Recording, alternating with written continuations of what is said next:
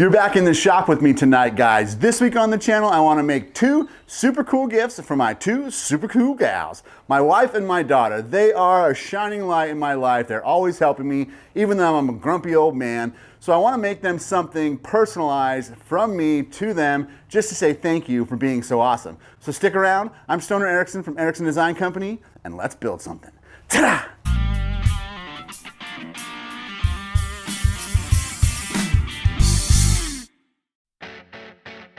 I'm gonna hop right into it here, and I'm gonna start checking the scrap wood pile and see what I can find.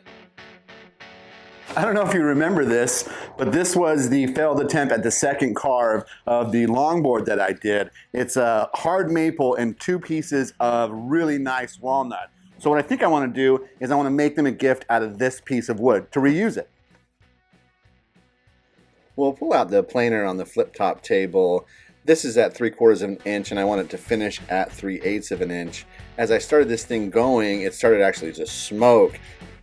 Come to find out, when I flipped this thing upside down, I had planed down some epoxy for some cutting boards, and that epoxy had gotten wedged in, the chips had, so it started smoking in the corner. So I've got to be careful about flipping it upside down and making sure I blow it out every time I do. I'm super lucky to have my wife, and every night she comes home, she gives me the biggest kiss. Hi!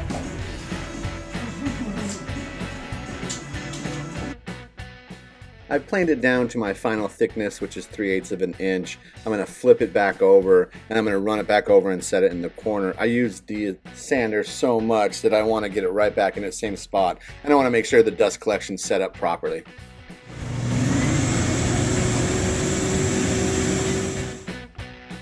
At the X-Carve, I went ahead and attached my board with some screws on the outside of the carve area so that the carve won't hit it. I'll set a probe. I'm using a 1/8 double fluted straight cut bit. Once that's set up, let's get to carving.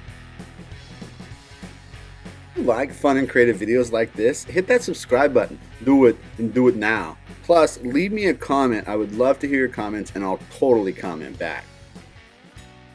So I decided on feathers for my wife and my daughter for their necklaces or pendants. I think they'll really like them. Now I do have my enclosure closed, and this cuts the noise down by half and keeps all the dust inside. Once the carve's done carving, I'll go ahead and slide the enclosure open, and then I'll vacuum up all of the dust.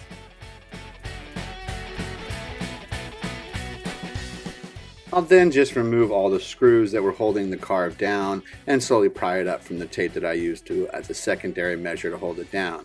Now, since I'll be done with the X-Carve for this project, I'm just going to fold it down and get it out of the way. That's why I love this flip top table. It gives me so much more room in the shop, and it's super easy to fold up and down.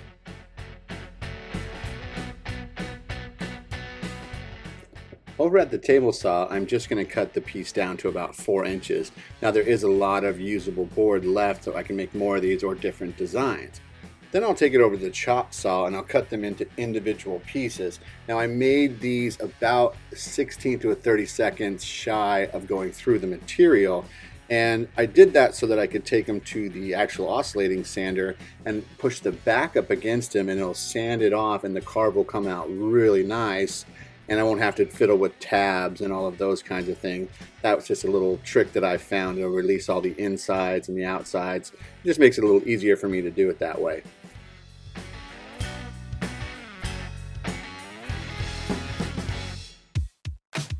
I have this really cool roll of paper on the side of my bench, and it's so easy for me just to slide it over and use the paper I need. I'm going to be doing some epoxy work now, and I don't want that to get all over my bench.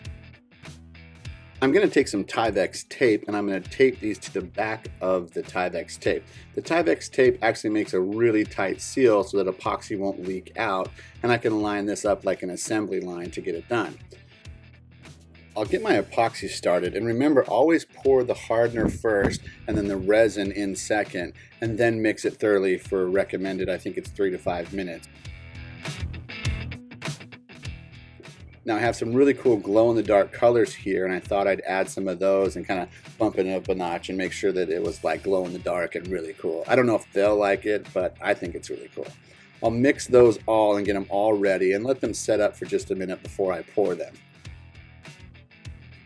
Forget to follow me on Instagram. I do previews to all these projects and it's a great way to stay in the loop. Here's what that epoxy will look like glow in the dark. Next, I'll really take my time here and slowly pour the epoxy into all the holes in the feathers. I don't want to let this run over, and I really want to take my time doing it. Then I'll just run a small flame over the top to pull up the bubbles and pop any extra air bubbles. I'll let this set and dry for a total of 24 hours, and you can see as I pull the Tyvek tape off the back, it's such a tight seal. I absolutely love it. I drilled a small hole in every single one of them, and then I gave them a little bit of love with a light hand sand. Now I'm going to make a really cool little paint booth stand kind of a thing. I'm going to take some pipe fittings and basically make a U with the flanges on the bottom.